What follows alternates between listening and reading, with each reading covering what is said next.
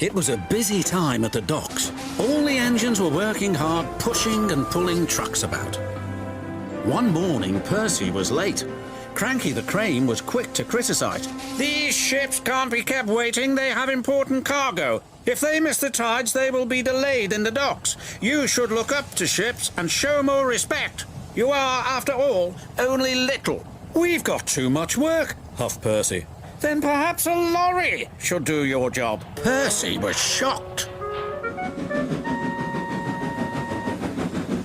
He told the other engines what Cranky had said. "Stuff and nonsense," snorted James. "We engines run this island," said Henry. "What if a lorry does arrive?" I'm afraid it did, along with 2 more. Cranky was delighted. "Hey, you down there! Your job's done now. These lorries are taking over. One of them wants to talk to you." The lorry was very rude. "What's that steaming lump of scrap iron doing here? Be off with you." "Scrap iron? Steaming scrap iron? Pah!" A little later, Percy met up with Thomas and James. Another lorry was being rude to them. Then he saw Percy. "Oh, look, it's a little green goblin on wheels. You'll be scrapped. Just you wait and see." "Well, boss, my boiler, what a horrid lorry!" exclaimed Thomas. "Despicable," agreed James. The next engine to meet a lorry was Toby. "Well, well, well. No wonder this railway's in a mess. You belong in a museum, not working in a quarry." "I might look old, but I'm very useful." "Useful? Pa," replied the lorry. "Just you toodle off." "Toodle," spluttered Toby. "Come along, Toby," interrupted his driver. "Don't bother to argue with him. We'll go to the flour mill instead." But when they arrived at the flour mill, Toby was shocked to see yet another lorry. "What are you doing here?"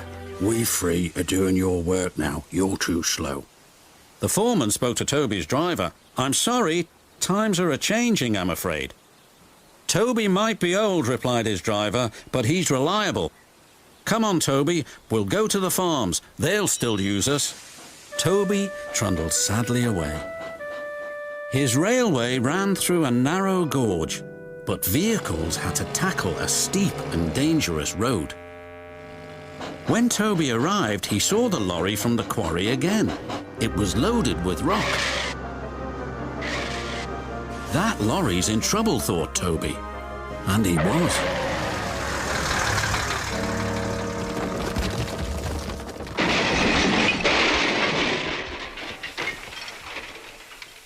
The driver was thrown clear.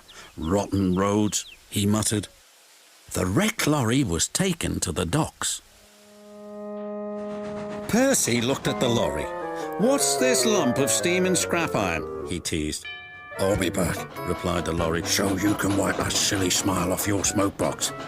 "Pa," said Percy, and wheeshed him loudly.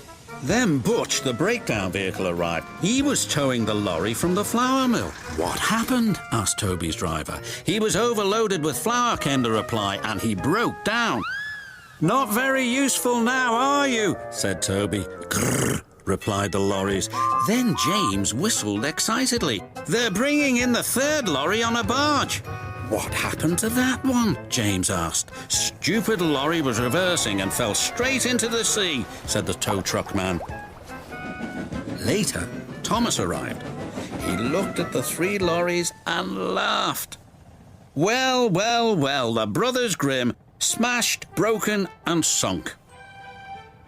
The lorries didn't return, and the engines now work even harder to make sure they never will.